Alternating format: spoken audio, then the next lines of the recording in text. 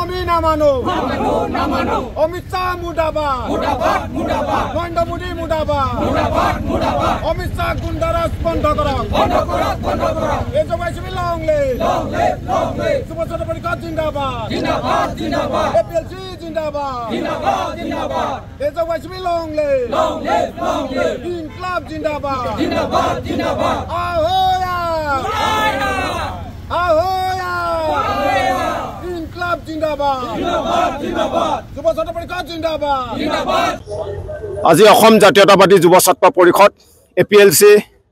ৰায় আহোম আৰু দুৰ্নীতি বিৰোধী আমি চাৰিটা সংগঠনে আজি আমি পোকাজানত আজি আমি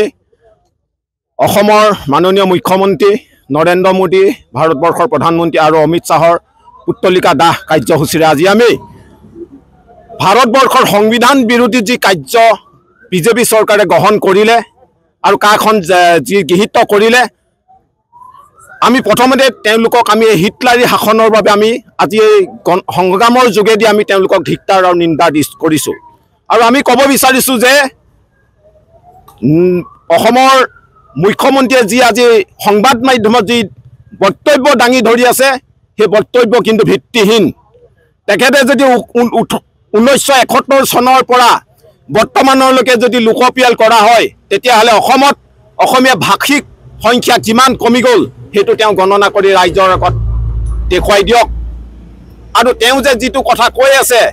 কায়ে অসমৰ ক্ষতি নকৰে বা ভৱিষ্যতলৈ তেওঁ এইটো কথা আমাক এতিয়া প্ৰমাণ কৰি দিয়ক ভৱিষ্যতলৈ কাখনে আমাক ক্ষতি কৰিবনে নকৰে আৰু আমি কোনো কাৰণতে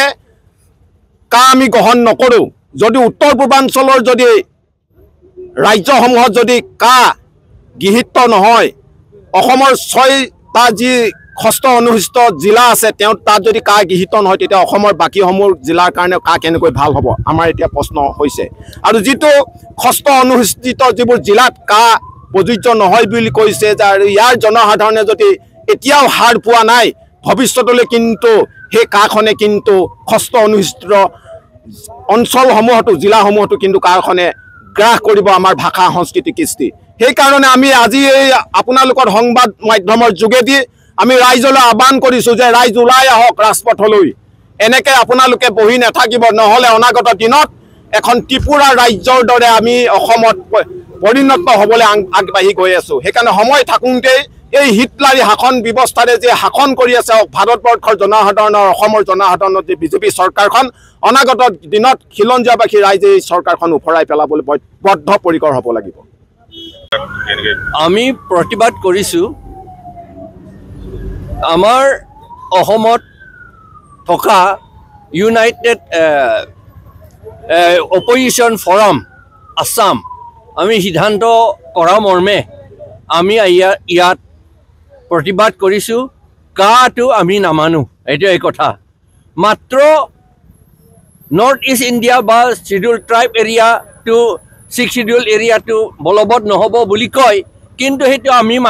মানিব নোৱাৰোঁ কাৰণ বলবৎ কেনেকৈ নকৰিব এই চিটিজেন এজনক যদি বেংগল বিহাৰ ওড়িশা যদি চিটিজেন কৰে আমি কেনেকৈ আইডেণ্টিফাই কৰিব যে এইটো কাৰ পৰাহে ইয়াত সোমাইছে বুলি সেইকাৰণে এইটো মিছা কথা এই 6 শিডিউল এৰিয়াত আৰু নৰ্থ ইষ্টত এইটো বলবৎ নহ'ব বুলি কোৱাটো এইটো মিছা কথা সেইকাৰণে আমি ডিমাণ্ড কৰিছোঁ যে এই কাটো ৰিপিল কৰিব লাগে গোটেই ইণ্ডিয়াৰ পৰাহে ৰিপিল কৰিব লাগে বুলি আমি ডিমাণ্ড কৰিছোঁ সেইটোৱে কথা সেইকাৰণে যোৱাকালি নে পৰহি তেওঁলোকে কাটো ইয়াত বলবৎ হ'ব বুলি কৈছিল গভৰ্ণমেণ্টে আমি এই গভৰ্ণমেণ্ট যিটো কৰিলে সেইটো আমি অপ'জ কৰিছোঁ আৰু এই কা এক্টটো ৰিপিল কৰিব লাগে সেইটো আমাৰ ডিমাণ্ড আৰু ইলেকশ্যন পাছত যদি আমি বিজেপিকটো ডিফিট কৰিমেই সেইকাৰণে যিটো চৰকাৰ আহিব নন বিজেপি চৰকাৰ সেইটো আমি ৰিপিল কৰিমেই এইটো আমাৰ অসমত হ'লে অসমত বা নৰ্থ ইষ্টত এইটো প্ৰভাৱ পেলাব আমি আৰম্ভ কৰিছোঁ নহয় এতিয়া